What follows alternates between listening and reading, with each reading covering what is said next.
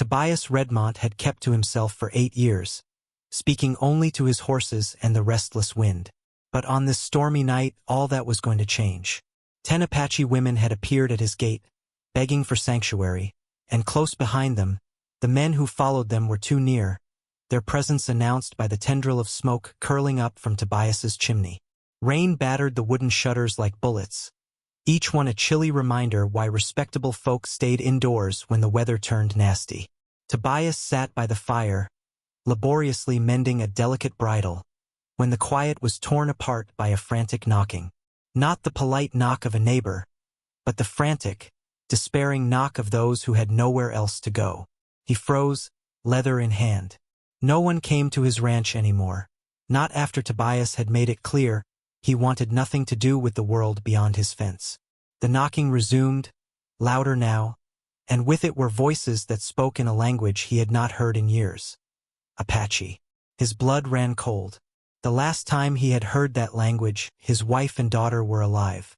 The last time strangers knocked on his door in the middle of the night, he had buried everything he loved before sunrise. His hand involuntarily reached for the rifle above the mantel, muscles flexing by reflex, the reflex of a man who slept with one eye open. Something held him back, however. The voices were not war cries or threats, but pleas. The wind carried broken words that seemed to be begging. Warriors did not knock like this. He crept closer to the heavy oak door. Now he could discern the muffled voices of the women, one voice leading the others, speaking English with a thick accent, each word heavy and deliberate. Please, we know you are there. We need shelter. Just for tonight. Tobias flattened his hand on the door, feeling the quivering voices within the wood. 8 years of solitude had sharpened his instincts, and every single one of them screamed warning. Not from the women themselves, but from whatever had led them to his door on a night when a man could freeze to death in a matter of minutes. He thought of Sarah, how she had scolded him for mistrust of strangers, always reminding him kindness was what separated humans from beasts. But Sarah had died, and with her, that kindness had died one morning when Tobias had trusted the wrong people. The voice came again, this time beside the door, as if the woman had her face against the wood.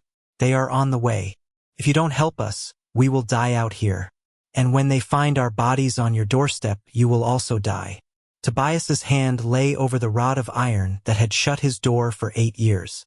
But something in this voice, confidence that dropped like a stone in his belly, made him understand tonight was different. Riders were on their way, and once they arrived, there would be no turning back from the life he'd built in the shadows. The iron bar felt heavier than ever as he lifted it from its brackets. Rust and fear fought against his determination, yet desperation in that voice cut through his defenses like a blade. The door creaked open onto a sight Tobias would never forget. 10 Apache women were sitting on his porch, their long traditional dresses torn and soiled, some with dark, bloodied wounds. The youngest was no more than 16, cradling a barely breathing baby in cold blankets. The oldest had silver running through her hair and eyes that had witnessed too much death. But it was the woman who had spoken who caught and held Tobias's gaze. She stood somewhat apart from the rest of them, her chin high despite all the weariness drawn on her face. A cut above her eye bled sluggishly, and her dress was torn at the shoulder, but her eyes met his unwaveringly. "I am Ayana," she whispered slowly but clearly. "These are my sisters, my daughters, my people. We have been fleeing for 3 days." Tobias opened his mouth to question them, but the baby's white lips stopped. They had entered quickly, shadows passing him into the heat.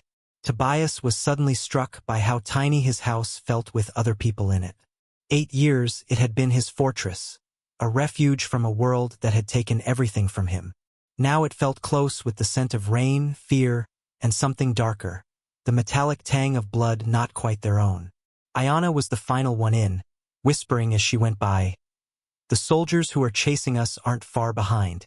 An hour, perhaps less. They won't rest until all of us are dead." Tobias shut the door and pushed the iron bar back into position, understanding that it was likely futile now. His sanctuary was breached, not by force but by choice, and there would be repercussions. There always were. "Why?" He looked at Ayana. Why are they chasing you? Her black eyes met his, and within them was a pain that he recognized. The pain of someone who'd lost all and yet still lived to tell the story. Because we escaped instead of dying quietly. Because we wished to live when they believed we would welcome death. Because some of us fought back when they burned our village and killed our men. The infant gave a gentle sound, and Ayana's jaw tightened. And because one of their officers doesn't see grieving if we live to testify to what he did to my little sister. Tobias went cold to his gut. He'd met men like that before, soldiers who wore uniforms but had long forgotten honor. Men who took what they pleased and quieted those who would cry out. How many are coming? He asked. 8, maybe 10. Led by a Captain Morrison. He's been hunting Apache villages for months, calling us hostile.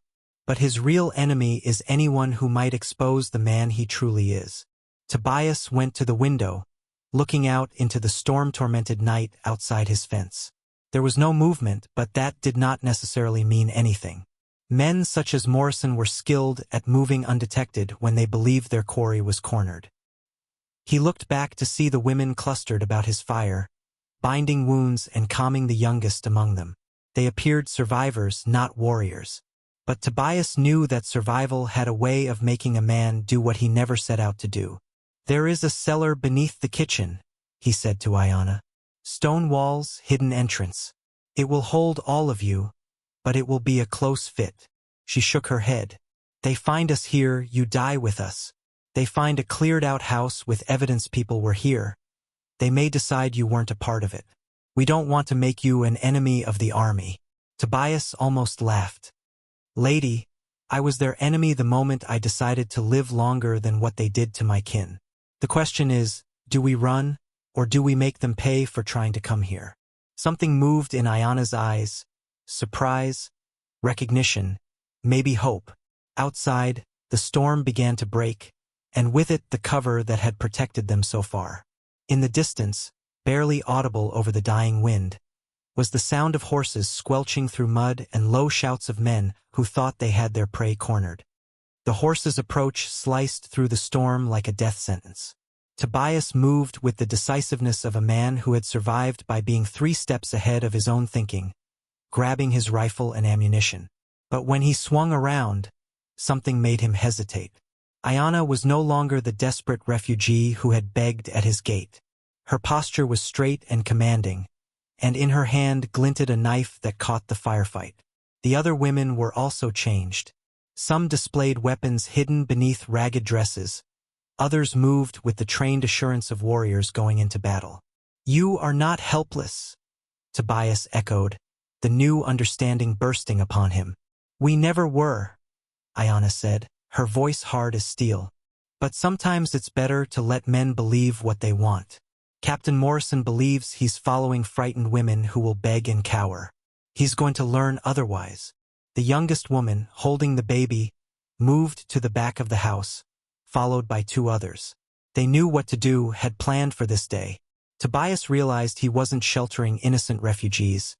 He was sheltering warriors who'd been playing a longer game than he knew. How many have you killed? He demanded of Ayana straight out. Her gaze met his unapologetic. Enough to know Morrison soldiers aren't the first to underestimate Apache women. They won't be the last, but they'll be the most surprised. The voices grew louder outside. Men yelled into the rain, guiding their way in. Tobias identified at least 6 distinct voices, maybe more. Trained soldiers, yes, but in a land they barely knew. Chasing quarry they had so utterly underestimated. Tobias spoke again, but Ayana obstinately shook her head. We run, and they hunt us forever. We hide, and they search for us until they find us. But if we conclude this tonight, the hunting is over. A cold clarity fell over Tobias, the kind he hadn't experienced in 8 years, the clarity that comes before violence, when survival strips everything down to what must be done. These women did not come to his ranch by accident. They'd chosen this place, this storm, this time.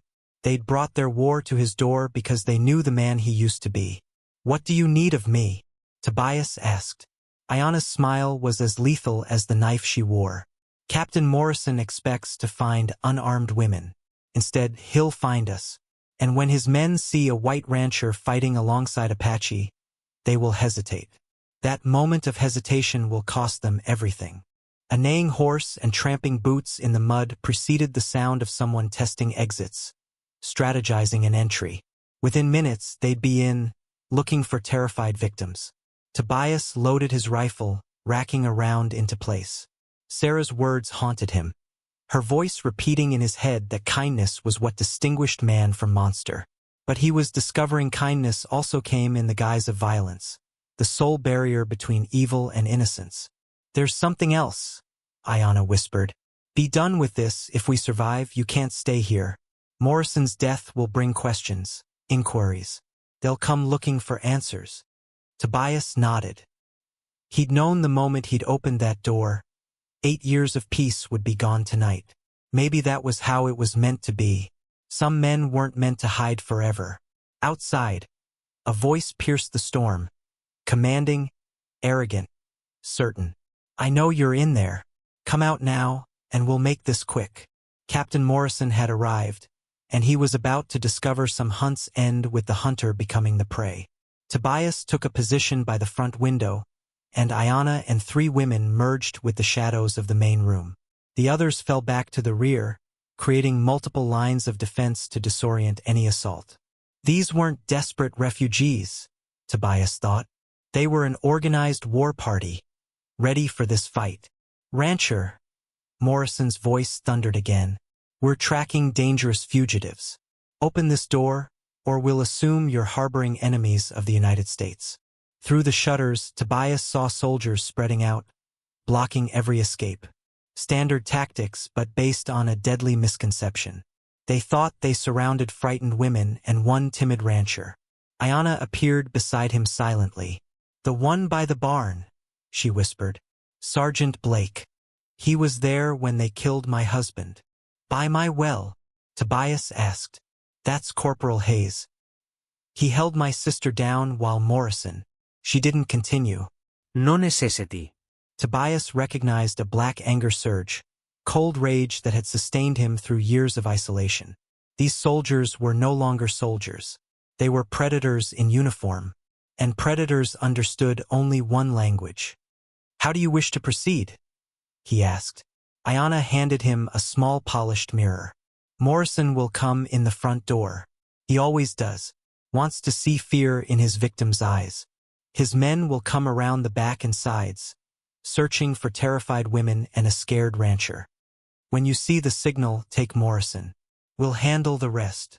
Before Tobias could ask what signal, a new voice cut through the storm, young and uncertain, unlike the harsh orders.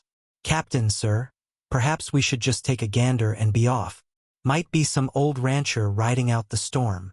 Morrison's laughter was unpleasant. "Private Wilson, those tracks led straight here. 10 women moving fast, bleeding in at least 3 places. They're in there, and so is anyone stupid enough to help them. We do this by the book." "My book." The clicking of rifles being cocked and safeties being switched off was clearly audible. Whatever was going to happen, it was going to happen now. What would you do if you were Tobias? Open the door and reason with men who'd already decided to kill every last person in here? Or trust these Apache women who'd turned his sanctuary into a battleground? Let me hear it in the comments. I want to know which side you'd take. Because what Tobias did next would decide whether justice or murder would be the law of this night. The front door crashed open as Morrison kicked it in, rifle at the ready. But instead of cowering women, he was looking down the barrel of Tobias's Winchester. For a moment, confusion played on Morrison's face. This wasn't the way it was supposed to be. That was all the time Ayanna needed. The mirror flashed in the firefight, signaling through the house. The storm drowned out what followed. The rasp of blades, the muted grunts of men killed before they'd had time to scream, the soggy sound of justice served with Apache steel. Morrison's eyes widened as he realized he'd walked into a trap, but it was too late. Tobias's finger tensed on the trigger, but before he had a chance to fire, Ayanna dissolved behind Morrison like a phantom. "This is for my sister," she spat, sliding her knife between his ribs with surgical precision. Morrison dropped his rifle, clutching the wound. But Ayanna wasn't finished. She wanted him to look at her face, to know who had brought justice to him. "And this," she said, "is for every woman you thought was too weak to fight back." As Morrison fell, other noises came out of the storm. More horses, more voices. Morrison was not alone. Reinforcements had arrived. The real fight was just beginning. The approaching riders chilled Tobias to the bone. Through the broken doorway, fire from torches lit the blackness. Dozens, at least, of riders. Morrison had been the scout and not the force.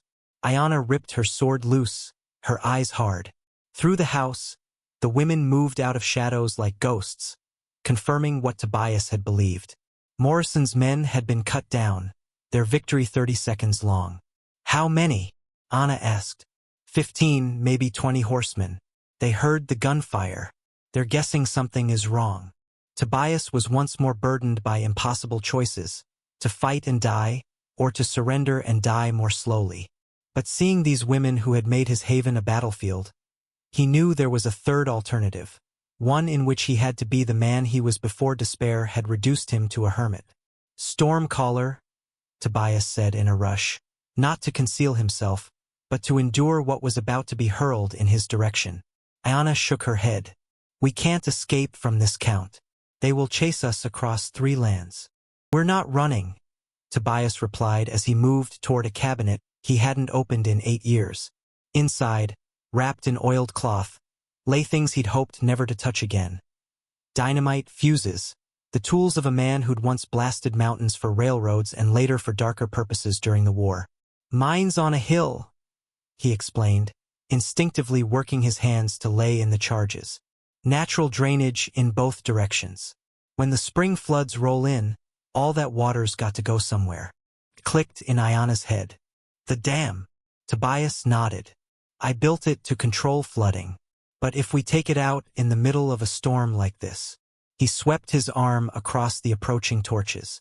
"That valley fills up with 10 feet of water in minutes. Anyone down there who is caught will be killed," Ayanna reasoned. "But we'd be killing your home. Your land." Tobias glanced around the cabin he'd known as prison for 8 years, then at Morrison's corpse on the floor. Home was no longer a place, it was a choice. His choice was clear, to keep these women alive to mourn another day. "Some things are more important than property," he said, quoting Sarah when he'd grown too attached to things. Outside, the voices grew louder. Shouts of commands. Lines established. Someone had certainly found Morrison's bloodied body and realized their easy target had become a killer force. The youngest woman emerged with the baby, who had slept through the killing but now stirred, eyes wide, sensing the tension that clung to the air. "Lieutenant Morrison is dead," a bellowed voice outside. "Surrender now or we burn you out." Ayanna observed Tobias, impassive. "If we do this, it can't be undone. You'll be on the run for the rest of your life." Tobias hooked his rifle over his shoulder and scooped up the charges. "Lady, I've been a dead man for 8 years. Tonight I'm going to make a choice to live again." But before they could slip out the back, they were stopped in their tracks by a fresh sound, the wail of a crying baby.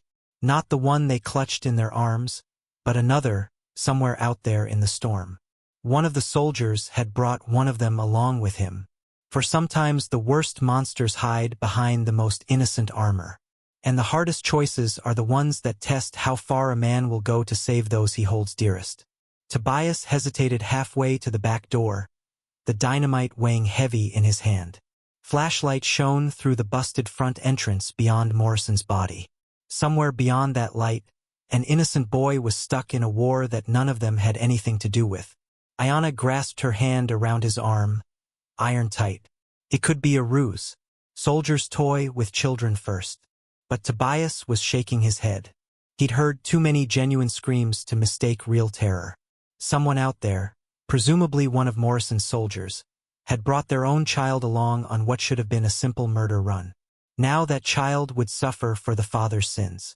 "We can't blow the dam," Tobias whispered. "Not when there's a baby in it. We all die if we don't." One of the women spat. "My daughter's life is just as much worth something as that one." She was right. Tobias knew it. But certain lines, once crossed, change a man forever. He'd been dancing that line for 8 years. Tonight he stepped back, or fell off it completely. "There's another way," he said, setting down the explosives.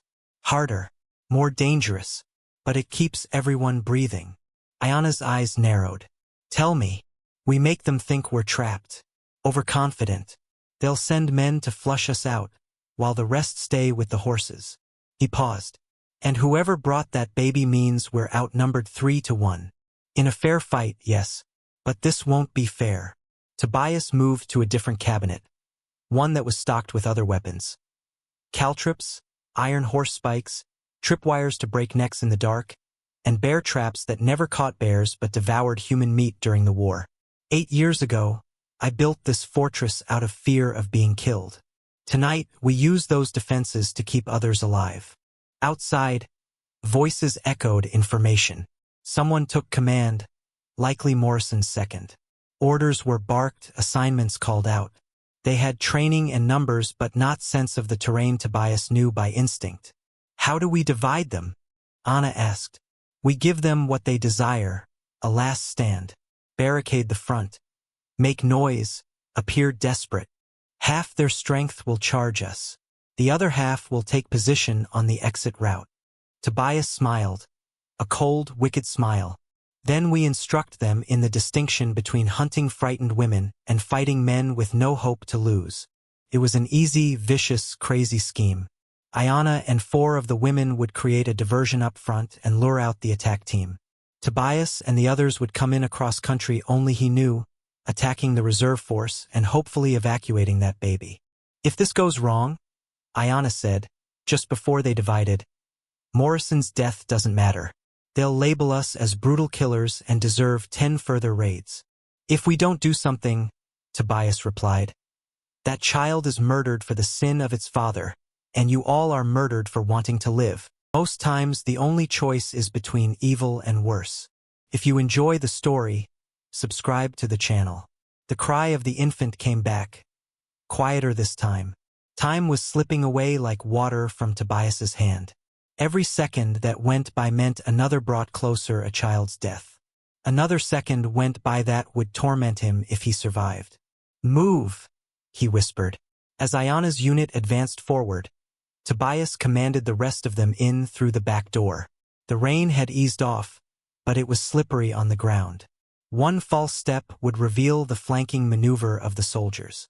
When they were getting close to the horses and the muffled cries, Tobias understood his deadly error. The baby was not in the reserve group. It was in between the 2 groups, so rescuing the child meant running into crossfire. The cries were from a wagon in between the house and the soldiers' camp. Through the mud and gloom, Tobias caught sight of a military supply wagon. Beside it, on hands and knees over something small and squirming. Not a soldier's wife, but a camp follower who'd had to bring her baby on what was otherwise a routine mission. Tobias signaled the Apache women to remain where they were and moved in their direction. Through the rain, the woman gently whispered desperate words, trying to calm the crying baby trapped between 2 forces moving toward her. Ayana's distraction was from inside the house. Shots, shouts, shattering furniture. It was working. Soldiers marched toward the house, leaving the supply point weakly guarded. But weakly still meant 3 men with guns ready to fire anything that moved. Tobias made his move. Rising from cover, rifle held low but ready, he walked directly toward the wagon. The nearest guard spotted him and raised his weapon, but Tobias called out calmly, "Easy, soldier. Lieutenant Morrison sent me to secure the civilians."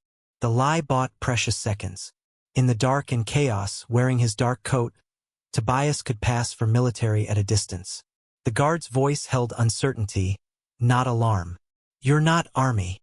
"No," Tobias agreed, hitting the man in the temple with the rifle butt.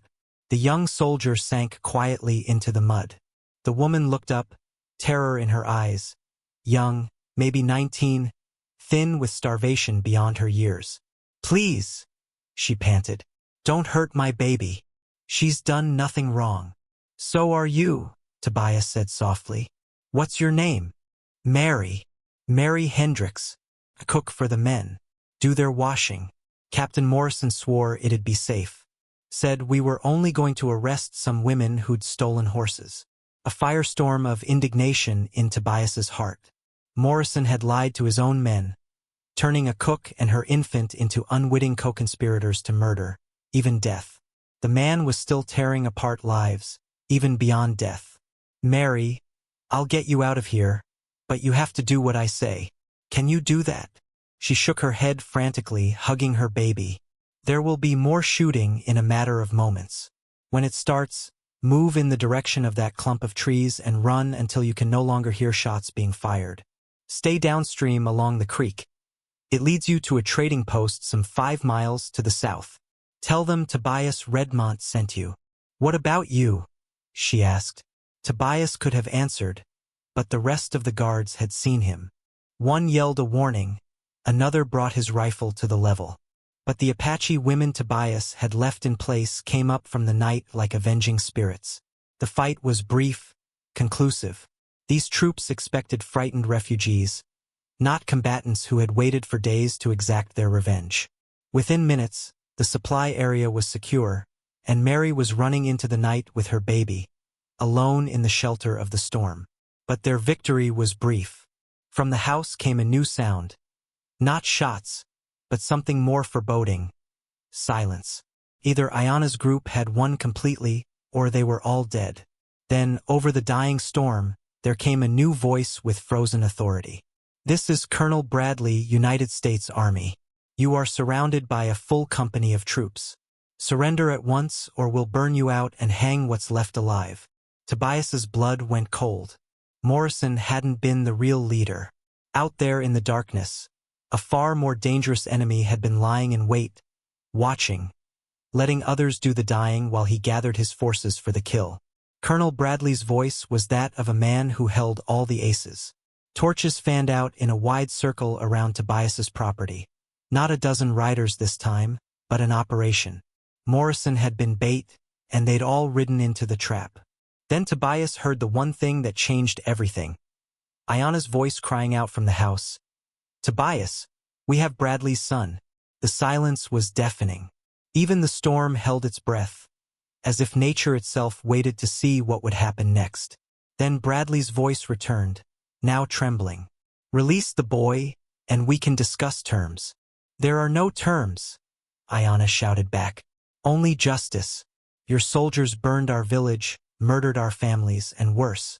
Now you will suffer for their atrocities. Tobias crawled cautiously through terrain now tangled with soldiers and weapons, closer to the house. Ayana's group had won their fight, at a cost. 2 Apache women lay still in the mud, their lives buying life for the others. Inside the house, Tobias saw what an hour before would have been impossible. Ayana behind a young man in a lieutenant's uniform, her knife at his throat. The youth, not much more than a boy, had Bradley's eyes and aristocratic jaw. But where his father wore cold command, the son showed only terror. He came around the back, Ayana said quietly. Thought he was clever, flanking us while his father's men attacked the front. Instead, he offered himself to us. The lieutenant tried to speak, but Ayana's sword moved closer, bringing a thin line of blood. How old are you? Tobias asked. 19, came the whisper. Same age as the cook's daughter who just fled into the night because your father turned her into a target. Same age as some of the women your captain murdered. Tobias observed the boy's face. Tell me, Lieutenant Bradley, did you have any idea what Morrison was really doing to those villages? The young man's eyes moved back and forth between Tobias and Ayana, understanding cracking through. I thought there were hostile Indians. Father told me they were raiders, that we were protecting settlers. Your father lied, Ayana whispered. We lived in peace, planting corn, having children. But peaceful Indians don't justify military budgets. Bradley's voice shouted again from outside, now in despair. I have 60 men surrounding this house. Release my son, and I'll give you safe passage to the territorial border. Tobias almost laughed. Safe passage from a man whose career was built on broken promises and imagined wars. But when he looked at the lieutenant, he saw something new. Genuine shock, horror breaking as the boy grasped his complicity in the brutality. "There's another way," Tobias told Ayanna. "One that doesn't demand his death. He is guilty by association. His ignorance does not pardon him." "No," Tobias said, "but his testimony could convict his father." The idea formed in his head.